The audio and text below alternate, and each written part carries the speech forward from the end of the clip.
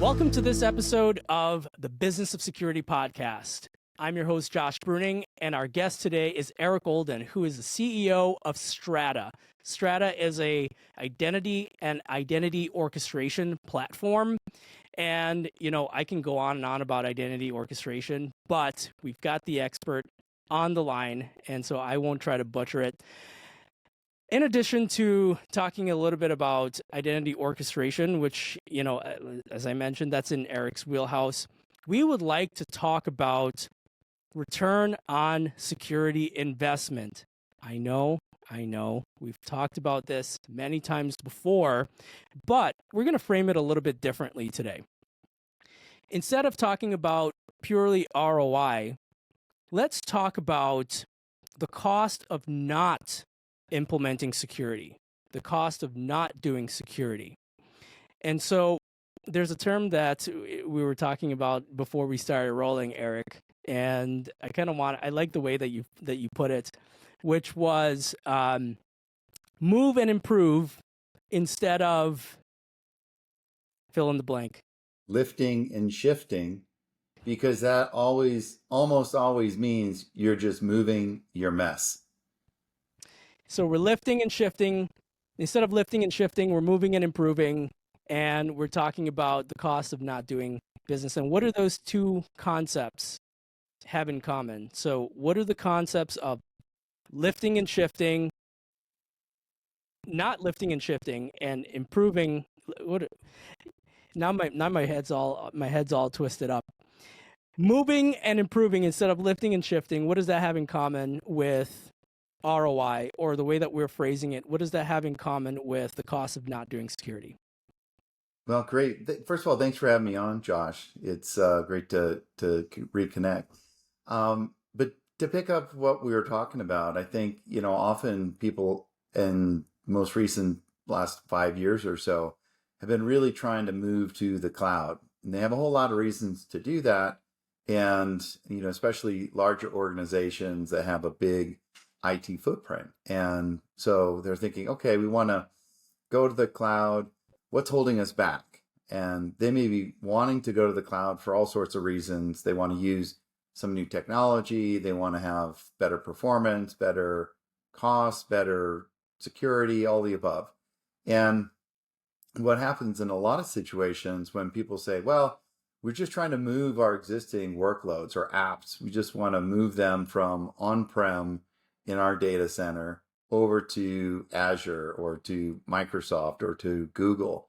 And in order to do that, there's a lot of tools that will, like mostly virtualization, that you can take the virtual machine that runs your app and move it from one place to another. But if that application is been around for a while, and you have maybe some security and identity technology that worked really good, maybe it was state of the art 10 years ago, but if you look at where it compares to what's available in the cloud today, probably not nearly as capable. And so you're in this situation that if you just move your on-premises identity stuff with those applications, now you've just moved this legacy identity infrastructure, and the only real change you're going to see in the application might be that it runs in a different location, and maybe you've got a lower cost. What's not done at that point, and a lot of people, we jokingly call that moving your mess, right? You didn't clean it up. You just say, hey, let's just put it in another place. And there's an opportunity, though, because when you're in this process of moving things, you've got to plan a transition plan anyways. And so this is a great opportunity to improve the security of the application. And doing that by maybe upgrading to some cloud identity system, or also in using passwordless multi-factor authentication, and maybe putting in more sophisticated identity threat detection and response. So a lot of different things that are new and improved in the cloud, but if you don't use this as an opportunity to upgrade all of those systems, then you're really just not taking advantage of this cloud migration in the first place. And so, a lot of times the people say, well, why don't, that sounds good. Let's do that. Why don't you just, magically get everything upgraded? Well, the cost to do that, that goes to the heart of that question, right? What does it cost by not having the new security? Well, a couple of things we see a lot with our customers. One is that they're paying really outdated maintenance and support for products that have been end of life. So it's really expensive to use software that's not current. Um, it's also very expensive to run all these servers, right? If you're using virtual machines to run on-prem software in a cloud, you're paying for all that infrastructure. That adds up. And then you got to have the people to manage it, and those are hard to find and they're expensive. And then there's all sorts of work that goes involved to, if you do want to upgrade, that you got to integrate these passwordless things by hand. You have to write custom code, and many ways it's like changing the locks on the doors of all of your application. If you've got hundreds of applications, it's like changing all the locks on the doors of a really big hotel, and that's going to take a long time. So these are the kind of things that you can avoid if, when you move to the cloud, you use something like an identity orchestration layer, which is an abstraction layer that gets to basically make the application naive to the fact that it's now running in a different location and using different identity technology. So it's a real powerful way to avoid those costs of vulnerability, because you're using new identity. You can avoid the cost to run your infrastructure because you're using identity delivered as a service from Okta or from Microsoft or whoever. And you're getting the latest and greatest technology because it's cloud delivered, always on the latest version. And then lastly, you can do it without rewriting your applications. You don't have to change the locks. So that's been a really interesting conversation we've been having with organizations lately. So we've gone sort of beyond just we know what the cost is for not doing security, period, right? If you don't have security, you're going to have all these breaches and all that stuff. And we've been trying to quantify that for a long time. But what we're doing, if I'm hearing you correctly, is that we're honing in on what is the cost of not improving your security or streamlining your security. And so maybe my next question is going to be a little simplistic for our sophisticated audience, but I'm going to ask it anyways. How should a CISO or CIO, head of security, go about quantifying the cost of not improving their cybersecurity tool set, or everything that you just outlined? Should they just take pen and paper and say, well, if we don't, here's our budget for this year, and if we do not implement this set of tools, or we don't do things this way, here's the spread between the way we're doing it now and the way that we could be doing it. This is how much we're saving, and deliver that to the CFO. Is that a wise strategy? Or if not, how should they go about quantifying the cost of not improving their cybersecurity? Yeah, that's a very pragmatic approach, and I think a lot of what you'll see when you do that, kind of like a line item budget comparison. You say, for these areas of security and identity, this is what we spend today, where it is, and then you're going to do the same, but this is what it costs when it's delivered in the cloud. And so I think you can look at the cost of the technology, the cost of the people, and the cost in time, as well as dollars. And so doing an inventory of everything, that's a great place to start. And then you realize what you do need to consider when you move things. It's usually more complex than you think in the beginning. It's like an iceberg. The stuff that you see above the waterline is a fraction of what is below that waterline. So I think that's a good place to start.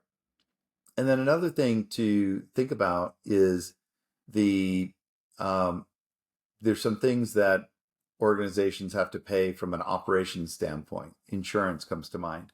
And we've been seeing cyber insurance a lot recently, where in order to get even a premium to get covered, cyber coverage for ransomware, they require now to have deployed in proof that you've deployed multi-factor authentication. And it was for a while, you're just going to pay a lot more for your insurance if you have passwords. Now it's gotten to the point where if you don't have multi-factor authentication security, you're not going to get coverage. So that then opens up that risk discussion of, well, what is the downside business risk if we don't have insurance? And what is the cost to qualify for a premium? And then you're looking at your cost to get passwordless authentication and multi-factor in place. So there's some very discrete, concrete part of the world where you can figure out by looking at your quotes, your insurance quotes, what it's going to cost. So it's not just the work in the technology, but also other adjacent operational costs to think about. Yeah, what kind of conversations are you guys having over at Strata to improve ROI? And what are those conversations looking like when you engage the business? Well, one thing that we've done is make a big investment in third-party research. And we've been working with the analyst firm Forrester, and we hired them to come talk to a bunch of our customers. And so it's not coming from the vendor, but it's coming from a third party who's impartial. And they've been doing these interviews with the stakeholders and figuring out not only what is the quantifiable, but the qualitative things as well. And so you can get this total economic impact report from our website at strata.io. I think it's going to be live in September. But they have done a really interesting, I've seen the previews of it, and it's really interesting their approach to how they understand the total economic impact. So I think that's a good place for any of the audience. If you want to go see the framework in a Forrester study, you can apply to a lot of different things, right? And so I think that having a framework to measure things like a scorecard or a model to say, hey, here's what we do. How does it compare to what others are doing? Those kind of models are really helpful, we find. In the identity orchestration space, okay, actually, let's just back up for a second and explain in maybe like a minute or so, what is identity orchestration and how is it implemented in the organization today? Sure. So identity orchestration is a new category of identity management software, and it's middleware that you use to connect and integrate and automate different identity things like converged identity services across multiple clouds and multiple identity providers. So that's a lot of words there. So to kind of unpack it a little bit, you think about what the computing world went through when the cloud came around and people were using technologies like virtualization and then Docker and Kubernetes.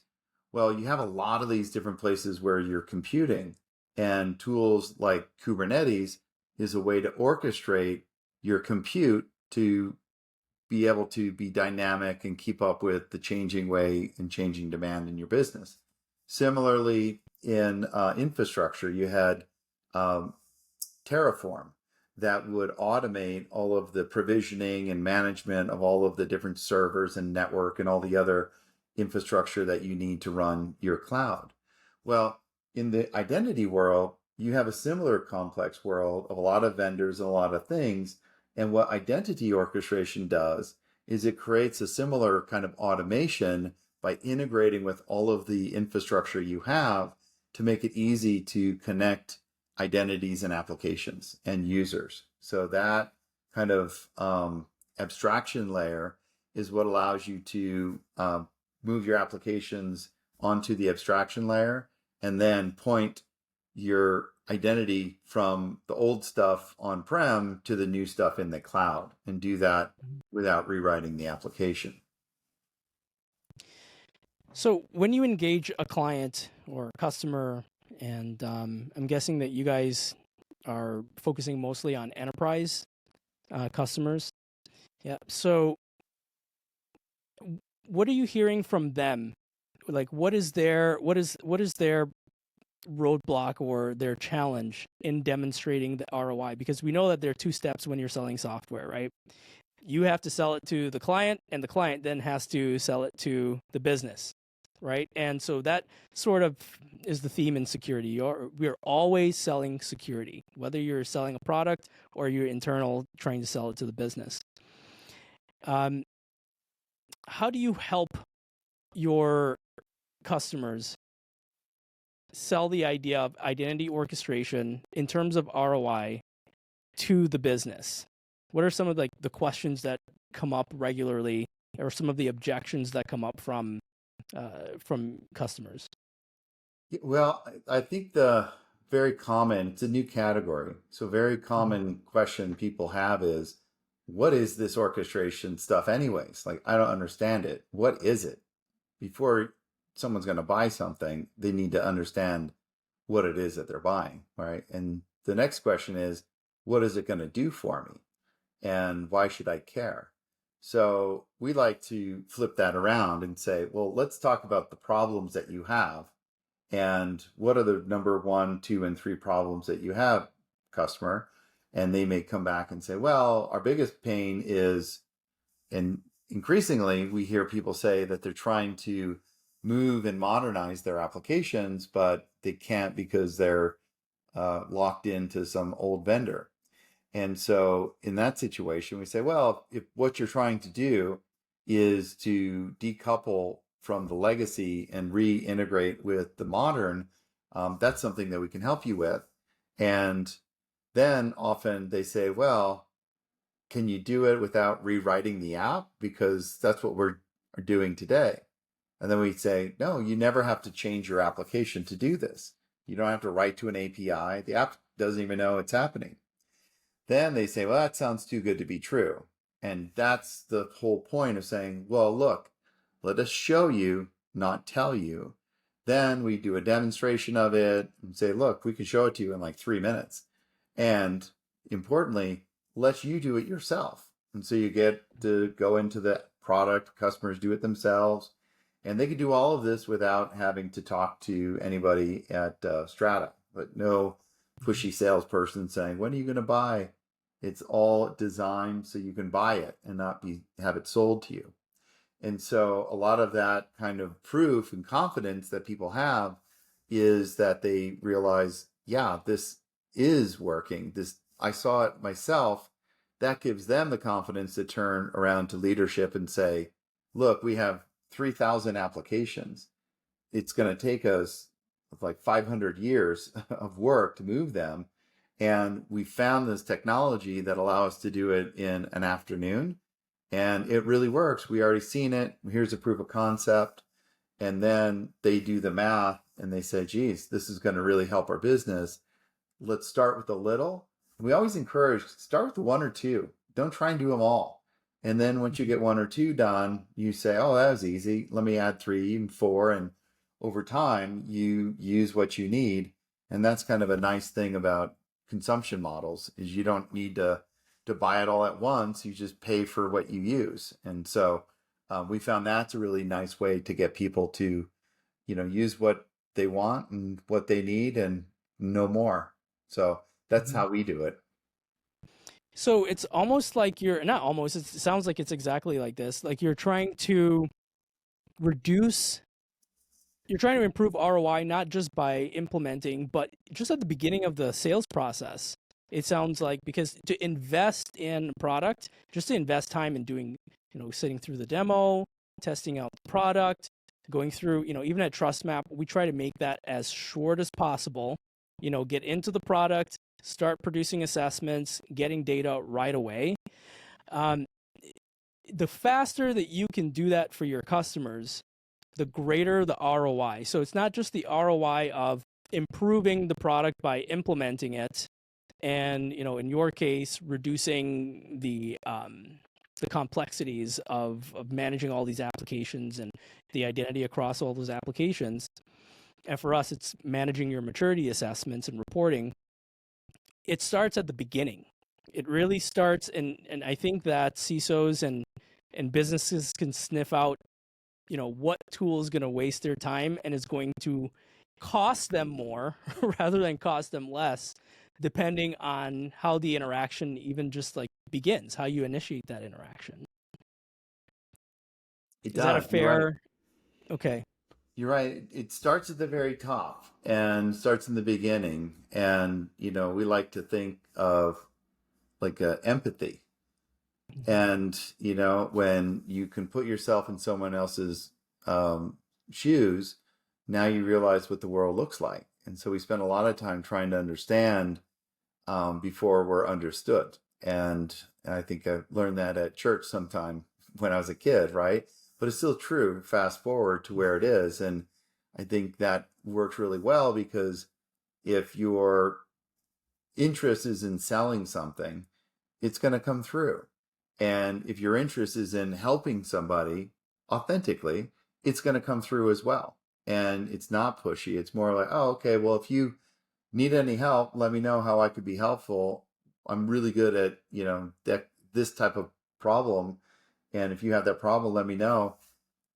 That kind of approach is a lot more interesting. That's the way I would want to be working with somebody. You know what I mean? And I Mm-hmm. think oftentimes people in a sales role, they think of like almost dehumanizes it, where, oh, it's a prospect, it's a meeting, it's a call, it's an MQL, an SQL. And once you're referring to humans as acronyms, then that's hard to be Exactly. empathetic, right?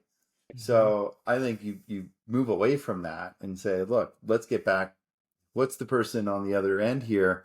Um, what do they care about? And let's find that out. And then if there's a way we can help them, let's explain that. If we're not a fit, just say, hey, wish you all the best. And if there's no harm, no foul. So Mm-hmm. that's how it generally starts in my experience. And once you're now in a relevant conversation, we like to just let people see what they want to see. Don't have to, ask them for an email to download something. Just let them get smarter, because guess what? They're going to be under control of their decision. It's not going to be the outside person saying, oh, I have a deadline internally. I want you to sign this contract.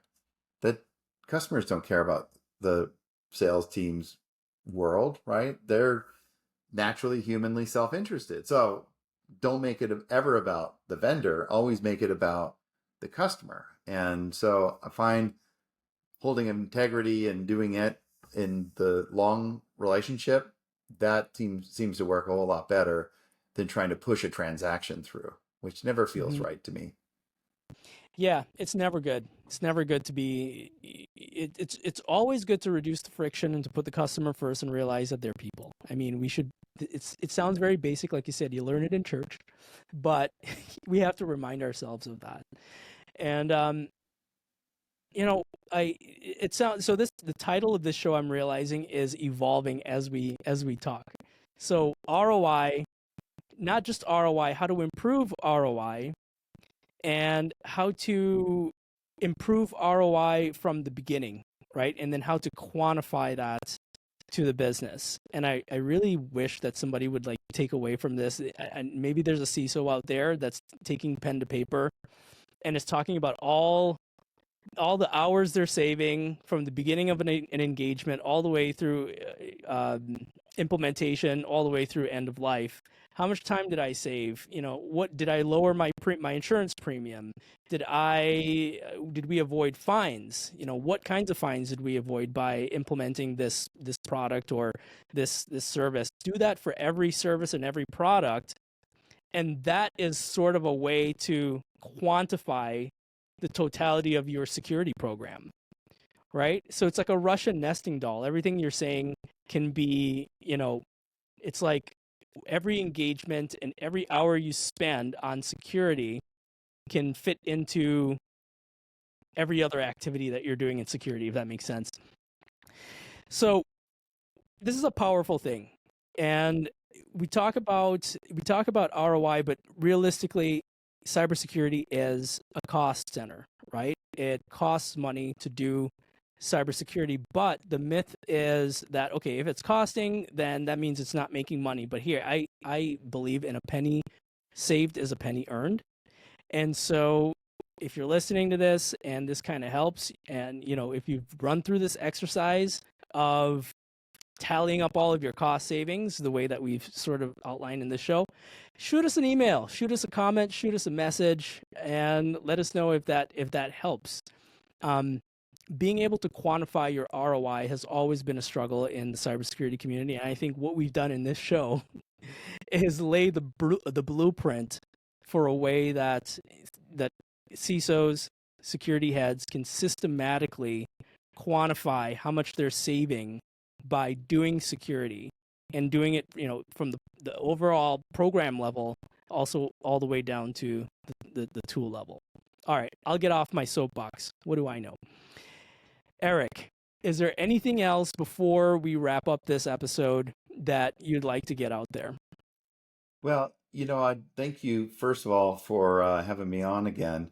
And I think in terms of from the audience standpoint, if you're interested in learning more about identity orchestration, we'd love to have you visit our website. It's at strata.io. And one of the fun things we've been doing is we call it the Identity Orchestration Use Case Challenge. So rolls off the tongue, but it's a lot of fun because a lot of times people are not clear on what you can do with identity orchestration. So what we have is a form on our website where if you submit a use case that you think is a real thorny problem, or you haven't been able to figure out how you would solve it yourself, what we'll do is we'll solve it using orchestration, and we'll demonstrate it to you. And if you send that in, we'll give you a pair of the Apple AirPod Pros. So the fancy white ones that go in your ear. And, we've been having a lot of fun doing it. We've not been stumped yet. So if you're interested in sending us a use case, go to strata.io/podcast. And you can find me on LinkedIn. It's linkedin.com/Josh Bruning. I'm also active on Twitter. And you can also find me on Instagram, but that's not strictly for the show, but it's family friendly, and I post some interesting stuff on there. So, Eric, thank you so much for. Oh, actually, I almost forgot. We should also plug the our YouTube channel. So now you can find the Business of Security podcast on YouTube, and don't forget to like and subscribe. You can also find us on Apple Podcasts and Spotify, wherever you get your podcasts. Eric Olden, thank you so much for coming on the show, and I look forward to the next time we have these conversations. Thanks again. Wonderful time. Be well. And thank you for watching or for listening. Bye.